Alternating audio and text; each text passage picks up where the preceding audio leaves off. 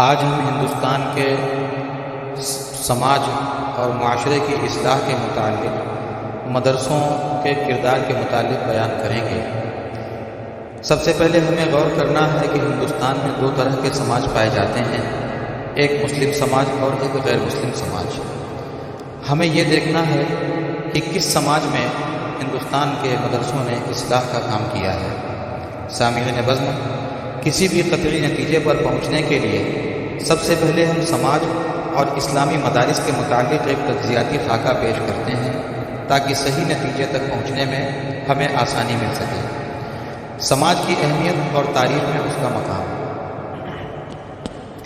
سماج اور معاشرے کی اہمیت قوموں کی تاریخ میں ہر طرح کے فلسفوں، ادب و شاعری، تہذیب و ثقافت اور زبان و علاقے سے کہیں زیادہ بڑھ چڑھ کر ہے۔ کسی ملک میں ایک ایسے صالح معاشرے کا موجود ہونا جس کے اندر زندگی کا استحقاق ہو، جو ضمیر رکھتا ہو، جو نیکی اور بدی، ظلم و انصاف میں فرق کر سکے، کم سے کم الفاظ میں ظلم کا ساتھ دینے میں اس کا ضمیر خلش محسوس کرے، بڑی نعمت اور دولت ہے۔ اور یہ ضروری ہے کہ معاشرے میں کم سے کم یہ صلاحیت ہو کہ ظلم کو دیکھ کر اس کے پہلو میں کچھ کسک پیدا ہو اور اس کے ضمیر میں سوزش پیدا ہو، اور وہ نفسانی، خارجی یا مادی ترغیبات میں تمکے کی طرح بہہ جانے کو آمادہ نہ ہو اور اپنی شخصیت کو برقرار رکھ سکے۔ اور جس سماج کا ضمیر یکسر مفلوج نہ ہو گیا ہو، ایسے صالح سماج کا وجود ملک کی سب سے بڑی ضرورت ہوتی ہے۔ اسی بنا پر ایک بالغ نظر اور دقیقہ رس مورخ حکومت کو زیادہ اہمیت نہیں دیتا۔ یونان، روم اور خود ہمارے ملک ہندوستان کی تاریخ یہ بتاتی ہے کہ جب معاشرہ صالح تھا اور اس کا مزاج فاسد نہیں ہوا تھا تو حکومت کی تبدیلیاں یا کسی مفاد پسند اور نااہل کا برسر اقتدار آنا پائیدار نہیں رہا، اور زمانے نے بہت جلد اسے تاریخ کے سپرد کر دیا۔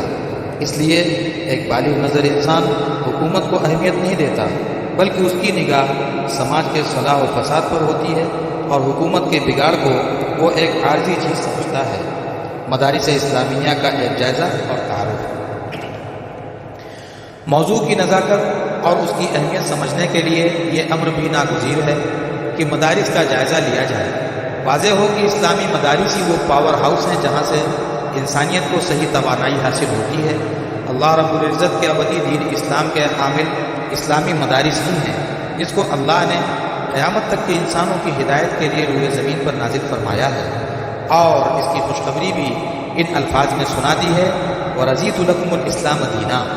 مفکر اسلام حضرت مولانا سید ابو الحسن علی حسنی ندوی رحمۃ اللہ علیہ مدارس کا تعارف ان الفاظ میں کراتے ہیں۔ مدرسہ کیا ہے؟ مدرسہ سب سے بڑی کارگاہ ہے جہاں آدمگری اور مردم سازی کا کام ہوتا ہے، جہاں دین کے داعی اور اسلام کے سپاہی تیار ہوتے ہیں۔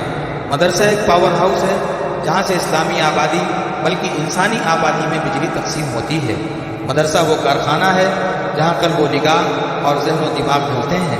مدرسہ وہ مقام ہے جہاں سے پوری کائنات کا احتساب ہوتا ہے اور پوری انسانی زندگی کی نگرانی کی جاتی ہے، جہاں کا فرمان پورے عالم پر نافذ ہے، عالم کا فرمان اس پر نافذ نہیں۔ مدرسے کا تعلق کسی تقویم، کسی تمدن، کسی عائد، کسی کلچر، زبان و ادب سے نہیں کہ اس کی قدامت کا شبہ اور اس کے زوال کا خطرہ ہو۔ اس کا تعلق براہ راست نبوت محمدی سے ہے جو عالمگیر بھی ہے اور زندہ و جاوید بھی۔ اس کا تعلق اس انسانیت سے ہے جو ہر دم جمع ہے، اس زندگی سے ہے جو ہر وقت رواں اور دواں ہے۔ ملاحظہ ہو پاجا سراغ زندگی۔ مدارس کے بنیادی مقاصد۔ حضرات، ہندوستان کے طول و عرض میں قائم اہم اور بڑے مدارس کے بنیادی مقاصد کا جائزہ لیتے ہیں تو یہ نتیجہ حاصل ہوتا ہے کہ تمام اسلامی مدارس کی بنیاد جہاں دین کے مسائل کی تحقیق و جستجو پر رکھی گئی ہے، وہیں اصلاح معاشرہ اور سماج کی اچھی تشکیل بھی ان کا بنیادی مقصد ہے۔ مغربی کشمکش اور انگریزوں کے تسلط کے نتیجے میں جب ہندوستانی سماج کی فضا آلودہ ہو گئی تو اس وقت بھی سماج کی اصلاح کے لیے جو گراں قدر اقدام کیے گئے وہ دارالعلوم دیوبند ہے۔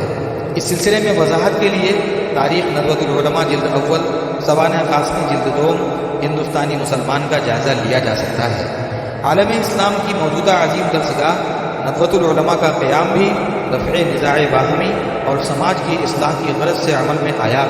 ندوۃ العلماء کے بنیادی مقاصد کی طرف اشارہ کرتے ہوئے مفکر اسلام حضرت مولانا سید ابو الحسن علی حسنی ندوی رحمۃ اللہ علیہ اپنے مقالہ عالم اسلام میں تجدد و مغربیت کی تحریک، اس کے حامی اور اس کے ناقد میں یوں رقم تراز ہے۔ یہ ایک بہت مبارک قدم اور ایک نیا زاویہ نگاہ تھا۔ ندوۃ العلماء کی تحریک محض اصلاح نصاب کی ایک تحریک نہ تھی، بلکہ وہ مستقل ایک دبستان فکر بھی، جس کی تقلید پر ہر اس ملک کو کرنی چاہیے تھی جو قدیم و جدید کے معرکے میں مبتلا اور اس کشمکش کا شکار تھا۔ مزید تفصیل کے لیے ملاحظہ فرمائیں مسلم ممالک میں اسلامیت اور مغربیت کی کشمکش، عہد رفتہ میں مدارس کا کردار۔ ماضی میں اسلامی مدارس نے اس ملک کے مسلم و غیر مسلم سماج کو جو فیض پہنچایا، اسے ذہن و دماغ میں رکھے بغیر ہمارے اندر یہ خیال پیدا ہی نہیں ہو سکتا ہے کہ آج بھی اس ملک سے معاشرتی بگاڑ اور عمومی جہالت کو ختم کرنے میں ہمارے مدارس کیا کردار انجام دے سکتے ہیں۔ سامعین بزم، جب ہم اسلامی مدارس کی تاریخ کی ورق گردانی اور اس کی داستان کی دیدہ ریزی کرتے ہیں تو معلوم ہوتا ہے کہ ہندوستانی سماج کی اصلاح و تشکیل میں سب سے اہم اور قائدانہ کردار اسلامی مدارس ہی کا رہا ہے۔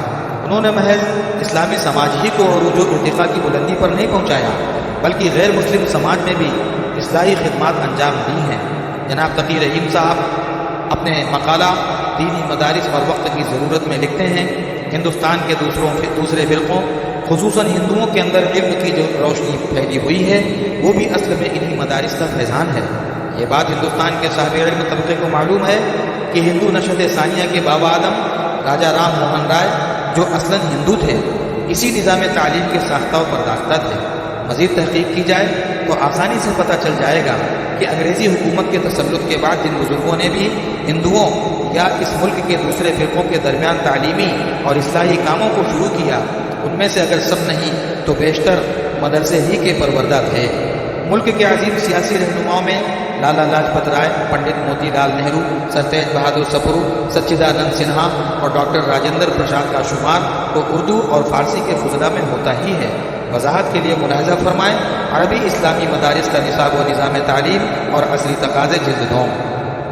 موجودہ وقت میں مدارس کی حالت، رکھیو غالب مجھے اس تلخ نوائی سے معاف۔ موجودہ وقت میں جب ہم مدارس کا جائزہ لیتے ہیں تو افسوس کے ساتھ یہ کہنا پڑتا ہے کہ موجودہ وقت میں مدارس کے اندر کوئی پیغام اور اصلاح حال کی کوئی حرکت نہیں رہ گئی ہے، اور آج پھر انہی فروعی مسائل پر بحث و مباحثے کا زور ہونے لگا ہے جو ندوۃ العلماء کے قیام کا محرک بنا تھا۔ اور نظام کائنات کی یہ ایک تلخ حقیقت بھی ہے کہ جب کسی تحریک یا تنظیم کی ترقی کا ستارہ اپنے بام عروج تک پہنچ جاتا ہے تو وہ اپنے عروج و ارتقاء کی بلندی میں کھو کر اپنے بنیادی مقاصد اور پیغام سے بالکل بیگانہ ہو جاتی ہے۔ اور یہ تلخ حقیقت اس وقت اسلامی مدارس پر صادق آ رہی ہے کہ کثرت سے مدارس ہونے کے باوجود سماج اصلاح کا محتاج ہے، اور ہم ایک ایسے دور سے گزر رہے ہیں جس کے متعلق کسی فلسفی نے سچ کہا ہے کہ ہم ایک ایسے عہد انقلاب سے گزر رہے ہیں جو ٹھیک ان وقتوں کی مانند ہے جن میں مورخین عالم نے قرۂ ارضی کے بڑے بڑے انقلابات کی بنیادیں تلاش کی ہیں۔ کتنی ہی پستیاں ہیں جو اٹھ اٹھ کر بلند ہو رہی ہیں، عروج اپنے انتہا سے زوال کی طرف ابتدا کر رہا ہے۔ بہی خواہان قوم ایسے پرآشوب حالات میں مدارس اپنی ذمہ داریوں سے یکسر غافل، اپنی خوابگاہوں میں مست ہیں اور اسلام کے یہ قلعے بازیچے اطفال بنتے نظر آ رہے ہیں۔ مولانا ابوالکلام آزاد نے اپنے خطبے میں سچی فرمایا ہے، ان مدارس میں شہرت کے ذرائع ہیں، ترفع کے مواقع ہیں، نمود و نمائش کے مطامع ہیں، ان میں تقریریں کی جاتی ہیں، ان کی تحصیل میں نعرۂ توسیع بلند ہوتے ہیں، ان کے عہدے اور مناصب ہیں جن کے لیے امیدواروں میں منافست و مسابقت کی کشمکش رہتی ہے۔ مدارس اس سماج کی اصلاح میں قائدانہ کردار ادا کر سکتے ہیں۔ حضرات، ماضی میں مدارس نے جو کارہائے نمایاں انجام دیے ہیں ان کے مشاہدے سے یہ خیال پیدا ہوتا ہے کہ موجودہ وقت میں مدارس ہندوستانی سماج کی اصلاح میں کیا کردار ادا کر سکتے ہیں۔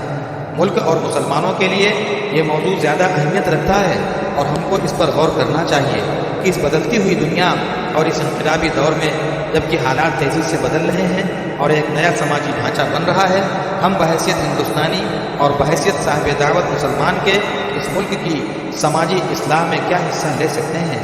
ہماری دعوت اور تعلیمات میں اس ملک کو دینے اور اس ملک کی رہنمائی کرنے، اس ملک کو استحکام عطا کرنے اور اسے ہر خطرے سے بچانے اور پوری دنیا میں باوقار بنانے کے لیے ہمارے اندر کیا کیا صلاحیتیں پائی جاتی ہیں۔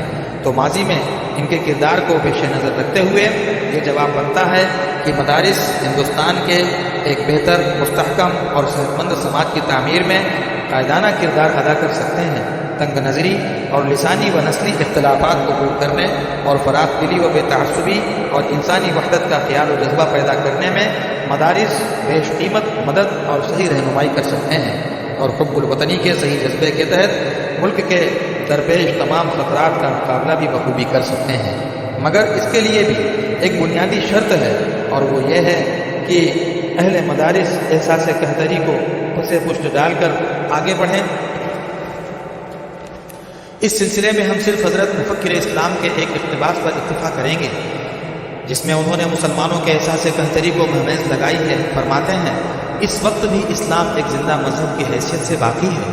مسلمانوں کا بہرحال یہ فرض ہے کہ وہ اس ملک کی خدمت کے لیے آگے بڑھیں اور ایک کشتی کے مسافروں پر جو مساوی ذمہ داریاں عائد ہوتی ہیں انہیں محسوس کریں۔ مسلمان اس خطرناک خیال کو دل سے نکال دیں کہ اس ملک کی فلاح و نجات کی اصل ذمہ داری اکثریت پر ہے یا اس طبقے پر جس کے ہاتھ میں ملک کی قیادت ہے۔ ہم مسلمان اس ملک کی خدمت اور اسے ایک مستحکم اور بہتر سماج عطا کرنے میں بنیادی رول ادا کر سکتے ہیں۔ ہماری مذہبی تعلیمات، ہمارا دین اس میں بہترین رہنمائی کر سکتا ہے۔ میں بغیر کسی تعلی اور احساس برتری کے یہ کہہ سکتا ہوں کہ مسلمان سب سے زیادہ ملک کے خطرات کو دور کرنے کی اہلیت رکھتے ہیں۔ ملاحظہ ہو، ایک بہتر ہندوستانی سماج کی تشکیل میں اسلام کیا حصہ لے سکتا ہے۔